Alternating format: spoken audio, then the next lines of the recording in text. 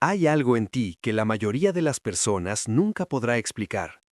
Una bondad que nace sin esfuerzo. Una compasión que aparece incluso cuando el mundo no la merece. Una capacidad de dar, de sostener, de sanar a otros que muchas veces te ha dejado vacío por dentro. Y también hay algo más. Algo que casi nadie a tu alrededor ha visto. Algo que tú mismo quizás has ignorado o has intentado suprimir porque no encajaba con la imagen que el mundo esperaba de ti. Porque los elegidos no son solo los más bondadosos, son también los más peligrosos cuando algo en su interior despierta. Pocos entienden esta dualidad. La mayoría la confunde con contradicción, pero no lo es.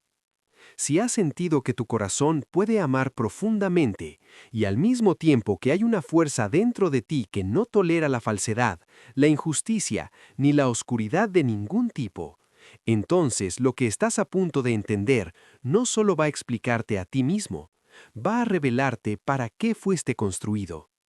Quédate, porque esto no es para todos. Capítulo 1. La bondad que no se aprende. Existe un tipo de bondad que no tiene origen en la educación, no fue enseñada en una escuela, no nació de una regla moral aprendida en la infancia. Es una bondad instintiva, casi irracional, que aparece en ti incluso cuando nadie está mirando, incluso cuando nadie te lo va a agradecer. Los elegidos conocen esta bondad mejor que nadie, porque la han vivido en carne propia, muchas veces a un costo alto. Has dado cuando no tenías. Has escuchado cuando estabas agotado. Has sostenido a personas que después te soltaron. Y aún así, algo en ti seguía eligiendo la compasión. No por debilidad, no por ingenuidad, sino porque era lo que eras, independientemente de lo que recibieras a cambio. Esta bondad no es emocional en el sentido superficial. No es sonrisas fáciles ni palabras amables para quedar bien. Es una disposición profunda hacia el otro, que viene de reconocer en los demás algo que tú también llevas adentro. Una especie de memoria antigua que te dice que todos venimos del mismo lugar y que el dolor ajeno también te pertenece. Pero hay algo que la mayoría no entiende sobre esta bondad. No es pasividad, no es tolerancia infinita, no es resignación disfrazada de amor. Es una fuerza, y como toda fuerza verdadera, tiene una dirección, tiene un propósito, y cuando esa dirección es bloqueada, o cuando esa fuerza es usada en contra de ti durante demasiado tiempo, algo en el interior de un elegido comienza a cambiar. Lo que sucede después es lo que casi nadie ha sido capaz de explicar. Capítulo 2.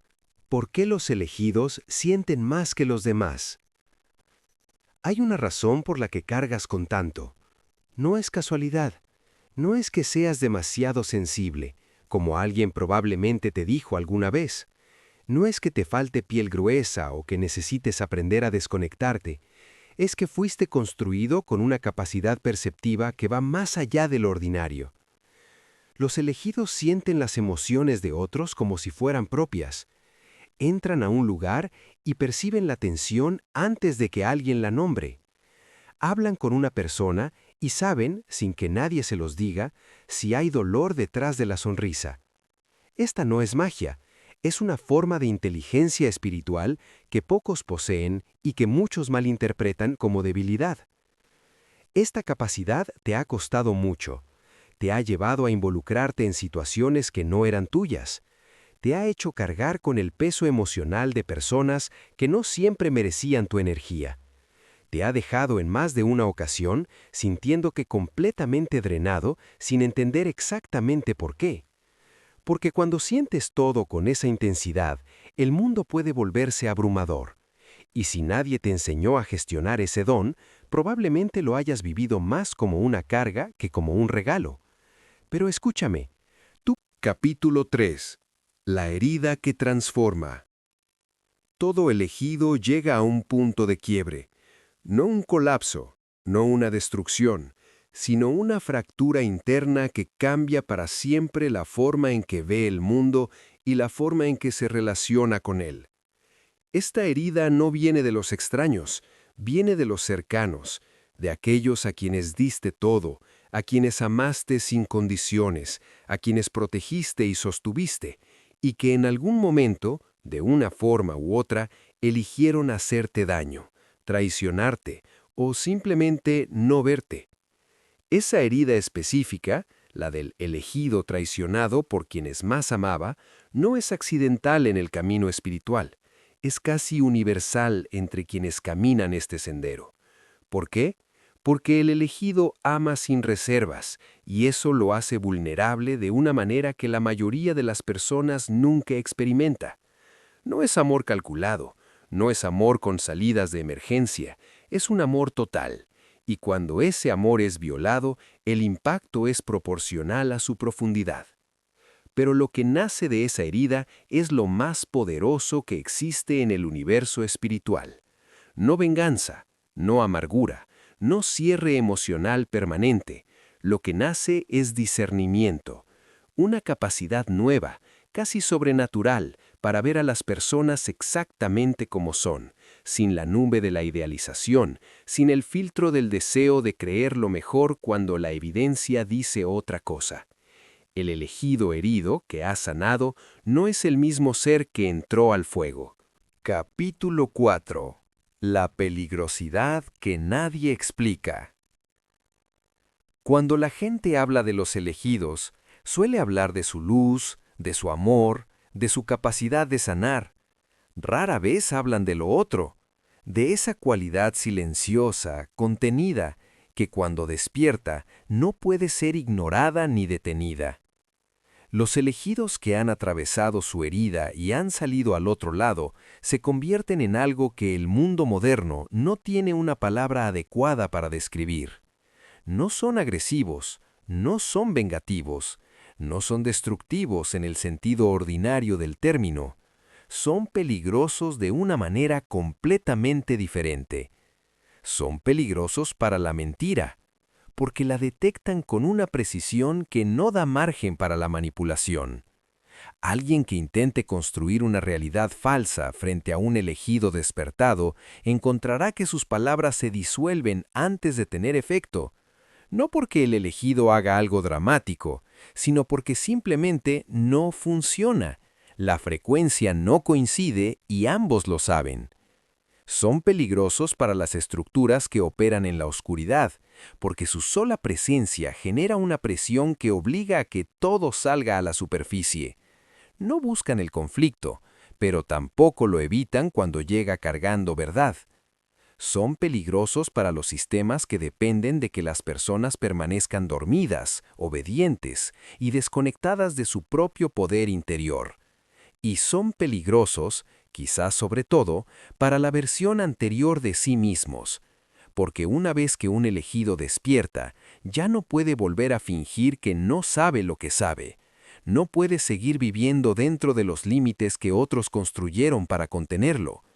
Eso no es comodidad para nadie. Capítulo 5. La dualidad como diseño, no como contradicción.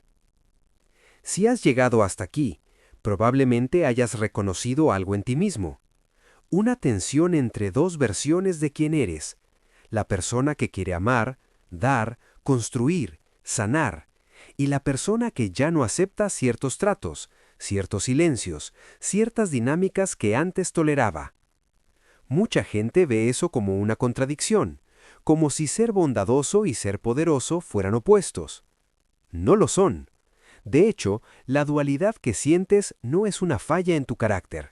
Es el diseño completo de lo que significa ser un elegido en su forma más desarrollada. Piensa en los seres más poderosos que existen en la naturaleza. No son poderosos a pesar de su capacidad de ser delicados.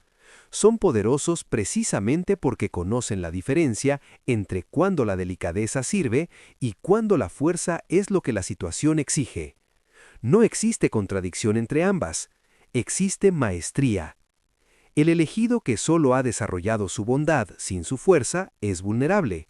Puede ser usado, puede ser vaciado, puede pasar años dando sin recibir nada y un día descubrir que ha construido la vida de todos menos la suya. El elegido que solo ha desarrollado su fuerza sin su bondad es peligroso en el sentido equivocado. Ha cerrado su corazón como mecanismo de defensa y ha perdido la parte de sí mismo que lo conectaba con su propósito real. Pero el elegido que ha integrado ambas, que ha aprendido a amar sin perder su poder y a ser poderoso sin perder su amor, ese ser es algo que el mundo necesita y al mismo tiempo teme. Porque ya no puede ser controlado por el miedo, ya no puede ser movido por la culpa, ya no puede ser convencido de que su bondad es una debilidad ni de que su fuerza es una amenaza. Está completo, y un ser completo es libre. Capítulo 6. El período de silencio y lo que sucede dentro. Hay un momento en el camino de todo elegido que desde afuera parece inactividad, parece que se han retirado, parece que han dejado de luchar, parece, para quienes no entienden, que algo salió mal. Pero no es inactividad, es transformación profunda. Existe un periodo en la vida de los elegidos que podríamos llamar el silencio del fuego.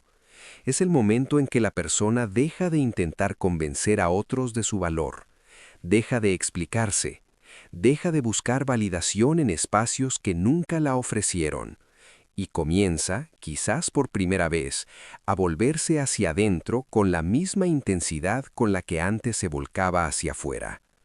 En ese silencio ocurren cosas que no tienen nombre preciso.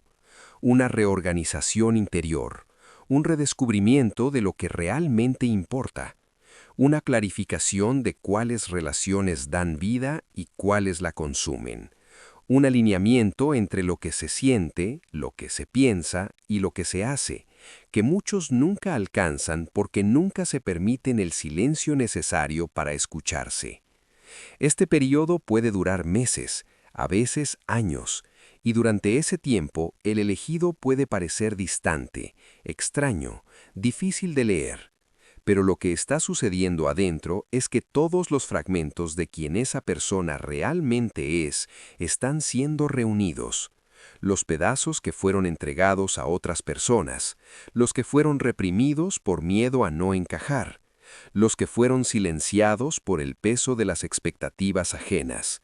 Todos están regresando, y cuando esa reunificación se completa, lo que emerge no es la versión antigua restaurada, es algo nuevo, más sólido, más silencioso en su poder, más preciso en su movimiento, más indiferente a las opiniones de quienes nunca tuvieron intención de ver su verdadero tamaño. Lo que sucede después de ese silencio es lo que el mundo finalmente comienza a notar.